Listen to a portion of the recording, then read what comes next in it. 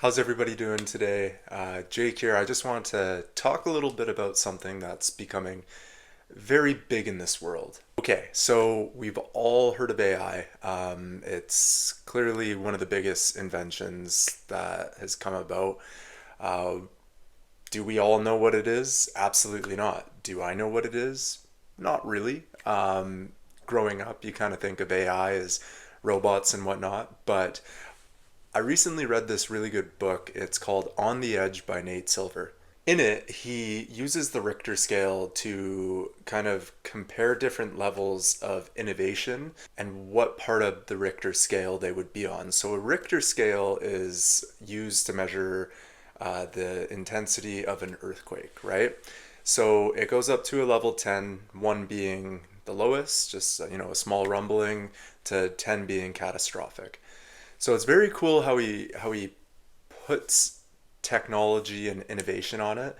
So levels 1 to 3, this could be an idea all the way to a prototype or something in a public record. So level 4 would be product adoption, so somebody paid for that product.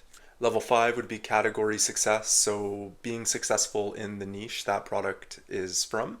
Level 6, that's going to be field disrupting, so a product that comes into a field and disrupts it. Level 7 is going to be decade shaping technology, so technology that shapes the decade. So that's going to be credit cards or social medias. Level 8, that's century shaping technology. Think the automobile, electricity. Level 9 is going to be inventions that fundamentally reshape human history. So think fire, agriculture, all the big ones. Level 10 is going to be planetary or the species levels. So this completely reshapes everything, everything that we know. In this metaphor, he says that AI could potentially go as high as level 10, but it could also sit around level 6 to 8. I just really like this. I thought it was kind of a fun way to look at it. So, in saying that, for it to reach a level 10, it kind of makes you think maybe we should know a little bit more about it, right? So, for me personally, I'll use ChatGPT. I'll use it to help me write a blog or um, check over what I've written just to make sure everything's good and the grammar is well. There's also really cool ones with like Gemini that will help you create an image.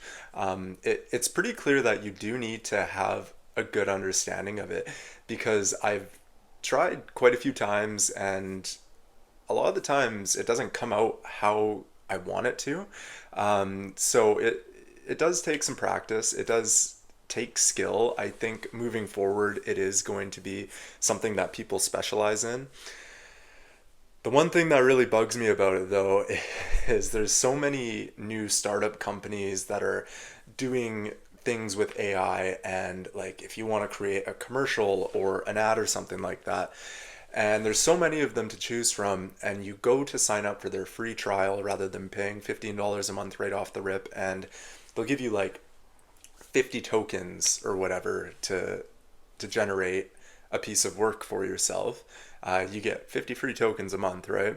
So you put a bunch of work into figuring out what picture you want to use, if you're making a video, what you want that picture to do, trying to depict with words what you're trying to accomplish in this video.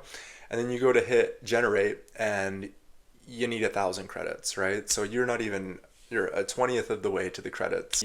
You got to kind of pick and choose because otherwise you're going to be signing up $15 a month and then that money could very well go to waste if it's kind of a crappy AI generator, right? So that's the thing is there's so many different ones and there's so much to learn that it's very hard to take in all the knowledge at once, but at the same time you don't really want to be behind the eight ball, I guess. But you know what? It's not for everybody and sometimes it can just be easier to let others figure it out and then let them do the work for you, I guess, right? I guess for AI, for my uses, it's very much so on the smaller scale.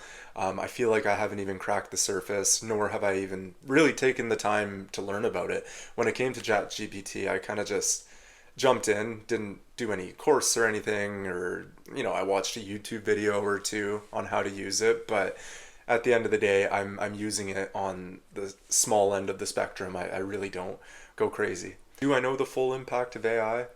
No, not even close. Do I think you should? Honestly, I think that's up to you. It's to the discretion of the user. If that's something that interests you, then that's great. Do I think it's going to take your job tomorrow? Probably not. I do think things like this take time to develop. Um, we're using AI for some of the craziest things on the like just some of the craziest things. I struggle to go on Instagram anymore because it's hard to tell what's real and what's fake, and it's just so funny when people will bring things to me. Oh, did you see that? And it's like, yeah, that's AI. I think that that's something that needs to be addressed is putting like an AI stamp or something on social medias to tell you what and what isn't AI, because some of it looks so realistic. Like it is pretty cool how realistic we're able to make things these days using AI, but it's kind of scary at the same time, right? Like it's very easy to make the fake news, and that can be kind of scary, especially when it goes political. But what can you do? So yeah, that's my take on AI. Doesn't really affect me. Uh, I'll probably try and use it a little bit more in the future coming up here, but it's definitely not on the top of my priority list to make a career out of it and get that good where I could make a career out of it. I'll it'll probably bite me in the ass, just like how back in 2010 I remember looking into Bitcoin and not really giving a shit about that either. But hindsight's always 2020. So let me know what you think. I appreciate you for watching it to the end if you made it this far. Thank you.